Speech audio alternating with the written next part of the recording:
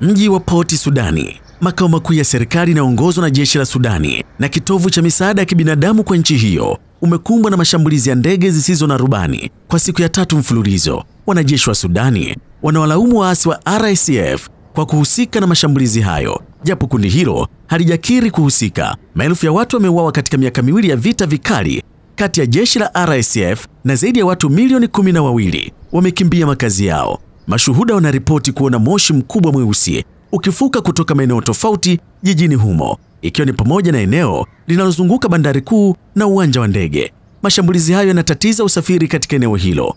Ndege hizo zisizo na rubani zinaripotiwa kulenga kituo cha umeme na hoteli. Hadi siku 3 zilizopita, mji wa Port Sudan ulikuwa kimbilio la maelfu ya Wasudani waliotoroka makazi yao.